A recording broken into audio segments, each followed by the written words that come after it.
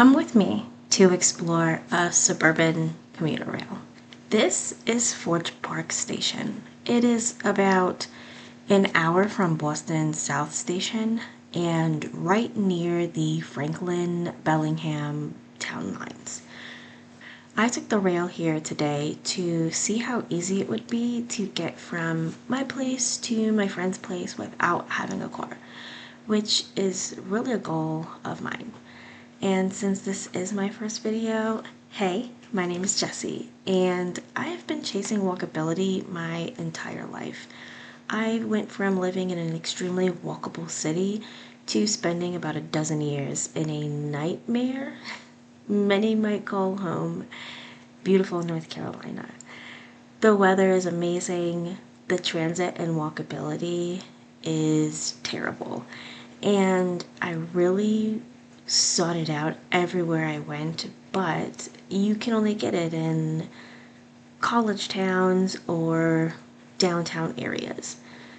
And since I moved out of North Carolina, I am back on my journey of finding the perfect walkable space for myself and my family. Now, back to the video. This commuter rail is technically walkable. You can walk from here to get where I'm going. As someone who loves to walk places, I would say it's right up the road and around the corner. The first thing I noticed walking off of the train was not stores or housing or any other transit connections. It was parking. Two large parking lots on either side of the rails. A lot of suburban commuter rail stations are designed like this. It's a park and ride system where the expectation is that people are going to drive there first, then travel where they're going on the commuter rail. That's nice until you're somebody without a car and now you must walk 30 plus minutes hoping that there's sidewalks to get you the entire way. Otherwise, depending on the time of day, you're in danger walking in the road, or you must walk in the grass that could possibly be wet and muddy, and it's not a fun time every time. Once I was leaving the station, the route immediately turns into this wide state highway style 4-lane road. There were sidewalks, but the environment is still completely built around driving.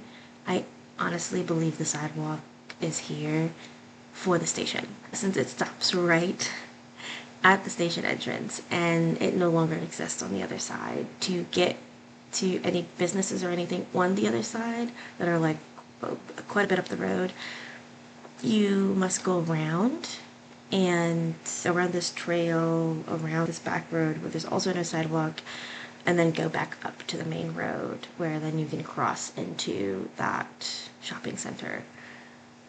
And there's no easy way of really traveling. And so until you get a retail lot with several shops and restaurants, pretty much a while up the road of where I was walking, there was like nothing.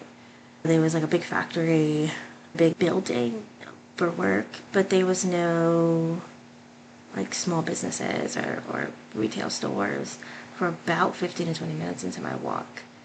And this is where accessibility starts feeling different from just having sidewalks.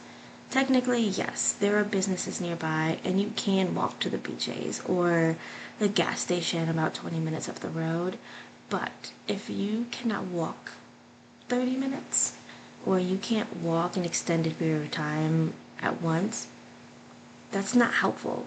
You'll need an Uber or somebody to come pick you up because there's no benches, there's nowhere for you to just stop and rest. If you are in need of something basic after your train ride, maybe you need some milk, diapers, Band-Aids, you can't get them from the gas station. I've been there, they don't have those at the gas station. You will need to walk an additional 30 minutes from that gas station, making it about an entire hour to get to the local Walgreens. And while you can walk there, it's filled with broken paths, very narrow walkable space, and you are very dangerously close to the road while you're walking, and people are driving about 45 miles an hour on this road. The crosswalks are not bad. The first one I encountered, it was nice. Short way, and it turned for me as soon as I hit the button to cross. But the road is so wide, I felt like I had to speed walk to make it across before traffic started moving again. The other crosses I had to make on the same road. The new road does narrow, and so they were quicker, but they still do turn pretty fast. When you're walking, you're brushing across the crosswalk, and about 20 minutes into my walk, I was finally at an intersection that had businesses, and it felt alive.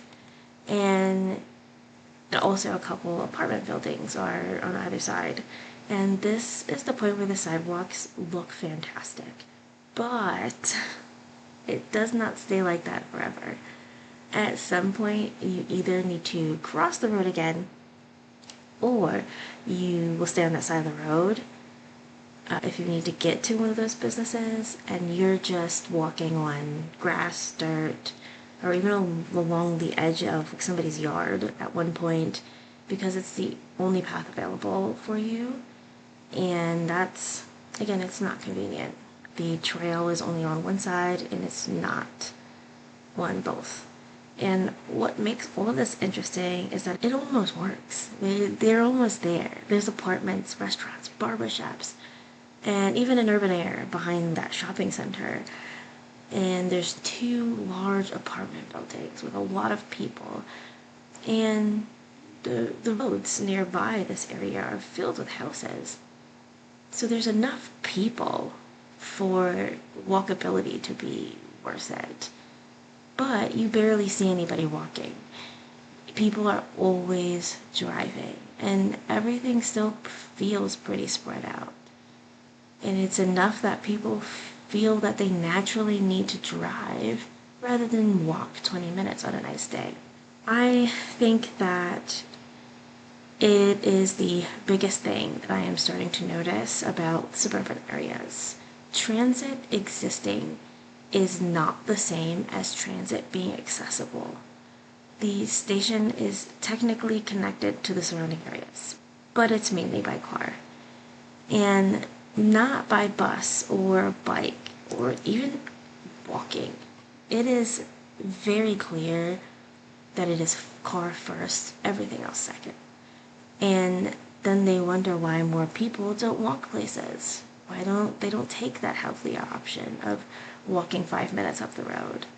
Because the people who design and plan the areas make it hard for people to be able to do that.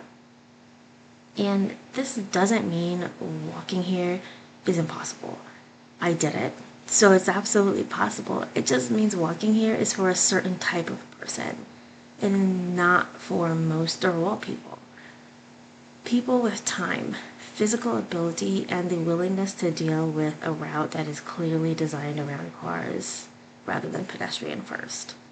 Next week, I will be taking transit to Ruggles Station and test running some errands and show you how good or bad transit can be while living outside of the city without a car.